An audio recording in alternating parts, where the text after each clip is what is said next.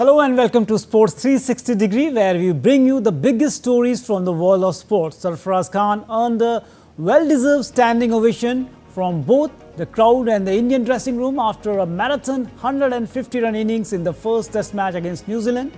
ISSF Shooting World Cup hosted in New Delhi. Indian shooters won 4 medals. And Indian Grandmaster Arjun Agassi triumphed at the WR Chess Master 2024 in London, defeating Maximum Vachier-Lagrave in a thrilling Armageddon finale.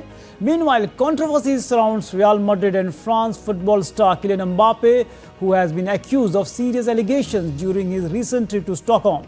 This and more, but first up, the cover story we are tracking this week.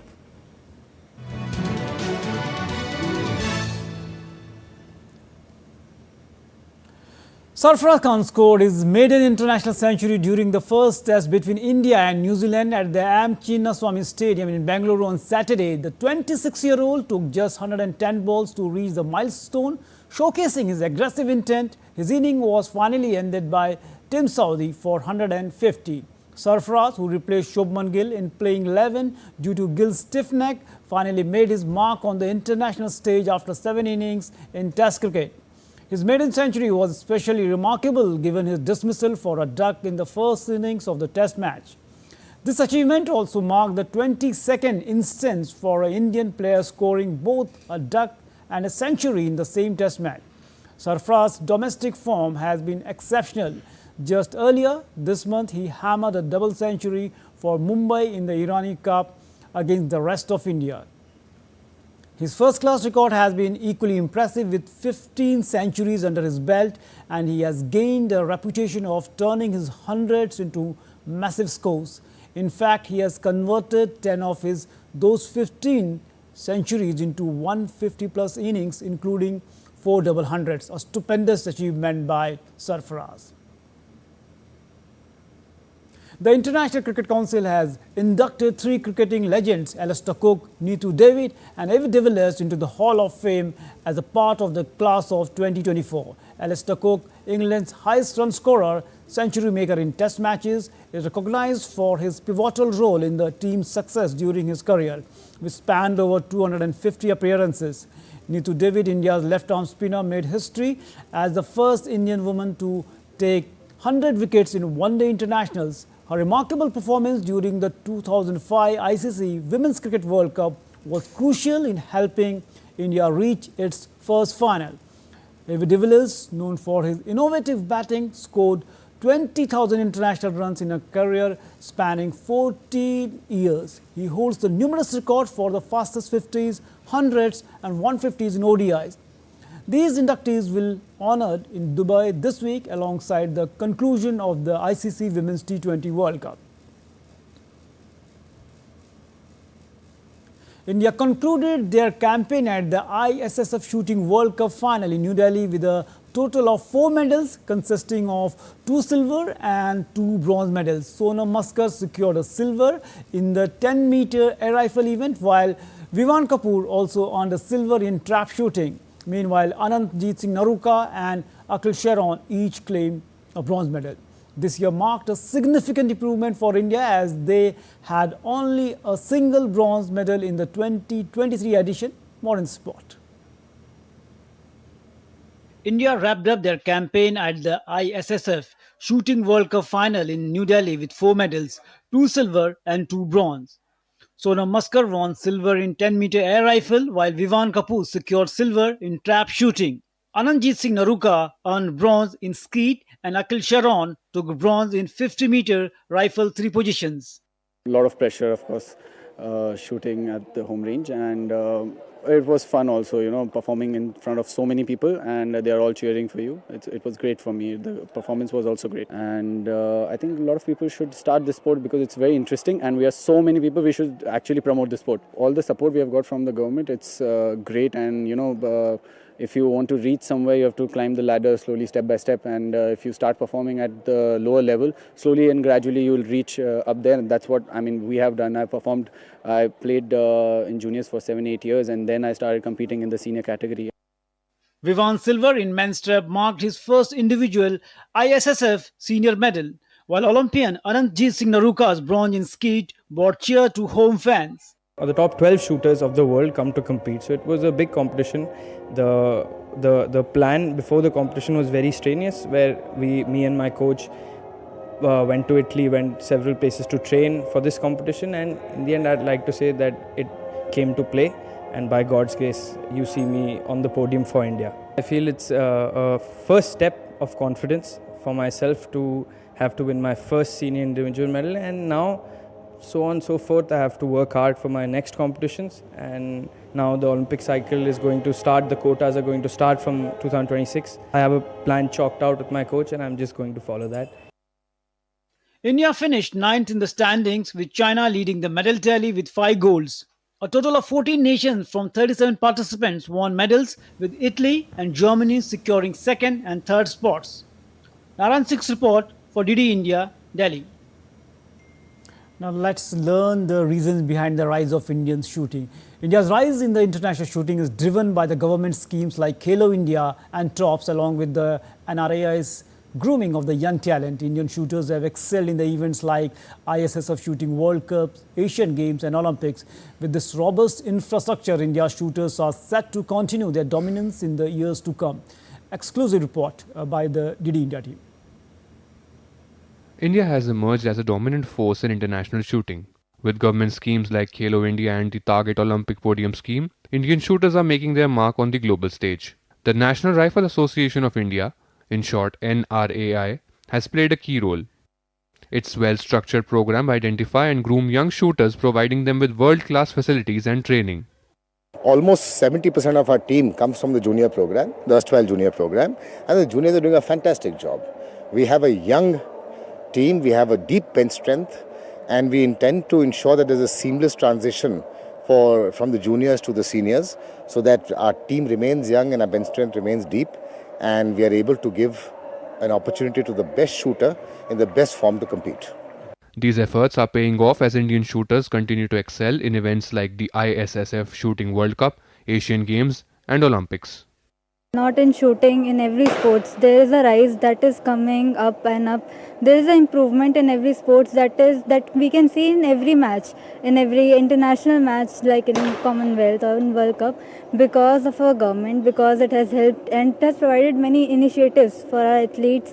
For example, like Khelo India and for NCOE. In shooters for NCOE, the shooters come and stay there. The government provides, the NRA or SAI provides all the facilities to the shooters. Last अभी Peru world championship हुआ है, उसमें हमने 24 medals लिए और बहुत ज़्यादा difference था. 51 कंट्री पार्टिसिपेशन थी और 570 एथलीट वहाँ खेल रहे थे. तो मुझे लगता है कि ये बहुत बड़ी जीत है भारत की, और ओलंपिक के बाद में बहुत अच्छे से शूटिंग को एक्सपोजर मिल पा रहा है, तो उसमें सबका योगदान है. At the Paris 2024 Olympics, India's shooting contingent shone brightly, winning 3 medals. This success is a reflection of years of preparation and the right support system. The combination of the hard work, talent and the government support is proving a winning formula for the Indian shooter.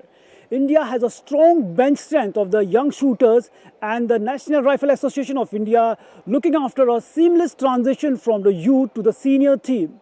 The kind of dominance Indian shooters had displayed, we are hoping that the next generation of shooters will take that dominance at the next level. With camera person Anil, Narayan Singh, DD India, Delhi.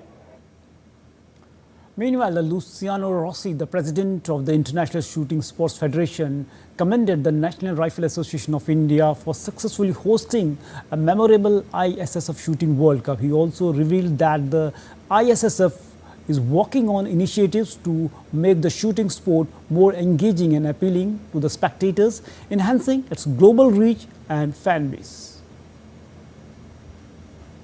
In the past few years, India has consistently hosted many World Cups in India, and to talk more on this, I am joined by the President of the International Shooting Sports Federation. Sir, a very warm welcome. The way in the last few years we saw India regularly hosting the big shooting events, how you look this thing? Really the great tradition and hospitality of our, not only sport of Indian people is so great. I want to spread a special thanks to NRA of India, our national international federation. We cooperate and we establish this World Cup final, and where the best athletes of the world attend this event. We appreciate the warm hospitality, the well organized from NRA, from the volunteer for all. So thanks, and we are working and preparing for the next. Will be soon. Sir, in the recent past, we saw an excellent performance by the Indian shooter, whether it is Asian Games, Olympics too, and here also Indian shooters are performing well. So there is a steep rise of the Indian shooting. As the president of the international body, what's your take on the Indian shooting? The Indian shooting are good. The Indian shooters very good. The score in the Olympics with the 3 medals was unbelievable before, but it's true. But more important that what happened 2 weeks ago in Peru, Lima, Peru, in the Junior World Championship, where the India won the top ranking, the best country in the world. So as we know that Olympics, it's an Olympic event, and also in every event shooting is an integral part. So as a president of the international body, what are priorities to take the shooting at the next level? Will be great because we had to confirm our story, but now we are ready to open our door and also our window, if necessary, for the new format. We have to realize that we need more emotional events, especially for the final, increase the number of the finalists in shotgun and in other disciplines. So 8 will be the number, but in the same time, we are creating great emotion, respect the others, the capacity, but understand what the spectator need and want. And we united this different position because only in this direction together we will create the great future. But we are working hard for the next in LA. We are ready, just fix it. Everything is okay with the IOC and also with the LA organizing committee, and also for Brisbane. And we see what happens after 2032. So great. The president of the international shooting body, Luciano, Rossi, said that they are leaving no stone unturned to make the shooting a more attractive sport to the audiences. And he also praised the Indian shooters and the Indian sports body, the way they are hosting the mega events, hoping that this trend will continue and India in coming time will host more international events. With camera person Rahul Narayan Singh, DD India, Delhi. Meanwhile, the president of the National Rifle Association of India, Kalkesh Narayan Singh Dio, praised the performance of the Indian shooters in the international competitions. In an exclusive conversation with DD India, he highlighted India's strong bench strength and the smooth transition of the talent from the youth to the senior team. I am joined by the president of the National Rifle Association of India, Kalkesh Narayan Singh Dio. Sir, a very warm welcome. A fantastic performance by the Indian shooter here at the Karni Singh shooting range. So, how you analyze this performance of the Indian shooters in this particular event? Oh, we've had some great performances. Let's not forget, World Cup final is the world's best competing. And we've had great performances. We've got a shotgun medal too. Apart from the 2 medals earlier, 1 silver and 2 bronzes. But this is a great start. We still have another event to go. We're still hopeful. India hosted 4, 5, 6 World Cups, and even India is planning to host the mega events, and regularly in the past also hosted the mega events. So how you look this change scenario in the Indian sports arena? Look, as far as the NRA is concerned, in the last 10 years, we've hosted 8 major events. And for the World Cup final, this is the second time we are hosting it after 2017. The federation pays for all the expenses, including logistics, boarding, lodging of all the players, officials coming in, 200 strong this time, plus 1.65 crore cash money. This has been an attempt from the federation side to ensure that we are able to work under the able guidance of the Ministry of Sports and the Honorable Prime Minister, where he has directed all sports bodies to try and hold all the major events as far as possible in preparation for the upcoming Olympic bid. And we have been doing it in the last 10 years. We intend to continue to do so in the future. So, talking about the shooting event, the way India has dominated at the mega event, if we look at the Asian Games, Olympics, the 50% medals in the Olympics and the Asian Games too, a large chunk comes from the shooting also. So how do you look this achievement of the shooting sports, and what's the reason you find behind the rise of the Indian shooting? Look, we are very proud of the Indian shooters. They've done very well. And yes, we've got 3 medals in the Paris Olympics. That was 50% of the total of India's medal tally. We also got almost 26 medals, I think, in the Asian Games. So the shooters are doing well. The performances have been great. We had 3 close place finishes in the Olympics and 7 finalists. It's a great sign for Indian shooting. Let's hope in the coming years that we will intend to do better. Let's hope that we will win more medals for the country and more honours for the country. What's your planning for the juniors, especially the kind of performance they are delivering? So almost 70% of our team comes from the junior program, the erstwhile junior program, and the juniors are doing a fantastic job. We have a young team, we have a deep bench strength, and we intend to ensure that there's a seamless transition from the juniors to the seniors, so that our team remains young and our bench strength remains deep, and we are able to give an opportunity to the best shooter in the best form to compete.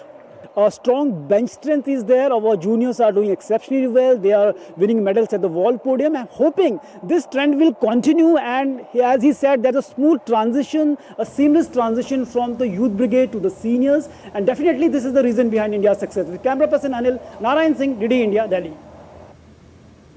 Now shifting focus from shooting range to chess. Indian Grandmaster Arjun Agassi relied on his strong analytical skills and the quick decision-making to beat Maxime Verchères-Lagavée of France to clinch the WR Chess Master 2024 title in London. The final of the 16-player strong knockout tournament was decided via Armageddon after both the classical games ended in draws. The competition followed a bidding Armageddon format in which the player bids how much time they are willing to give up from 10 minutes to playback. The 21-year-old played a very important role in India's first Olympiad gold by winning the 9 and drawing 2 games on the third board last month. Arjun had breezed through the earlier rounds in this competition without being taken to an Armageddon in any of the matches. He defeated Olympiad teammate Pragnananda in the semi-finals and Vidit Gujrati in earlier rounds. His French opponent, on the other hand, had won 3 Armageddon and drew to the final, and Arjun understandably pushed for victory with the white pieces in the classical game. But once he realized the victory was elusive, he quickly opted for a draw, and his Armageddon strategy was spot on. Now shifting focus to football and some controversy, Real Madrid and France soccer star Kylian Mbappe has been accused of rape and sexual harassment at a Swedish hotel on October 10 following his recent trip to Stockholm. A Swedish prosecutor had opened a rape investigation after media reports suggested that Mbappe is the suspect. Here is a report.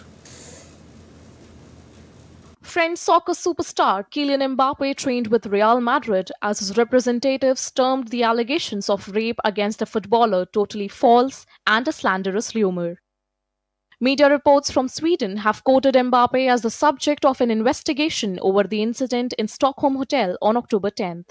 Swedish prosecutors confirmed in a statement in response to the media coverage that a probe into an alleged rape at a hotel in central Stockholm has been opened, but did not identify a suspect. Swedish public broadcaster, citing unnamed sources, reported that Mbappe was a suspect in the case, while Mbappe posted a link to French media story on the matter on social media platform X and called it a fake news. Mbappe's lawyer further said mere allegations does not prove anything and there is no tangible proof against her client.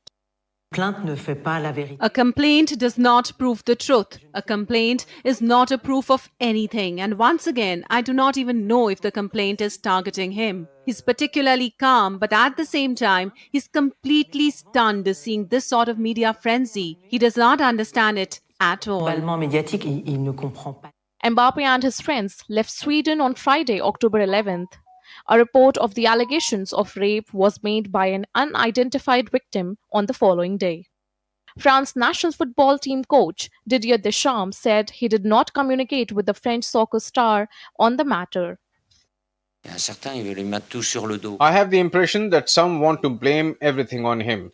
I don't know, all sorts of things are coming out. I won't speak with him about this. It's better to take a small step back before saying whatever.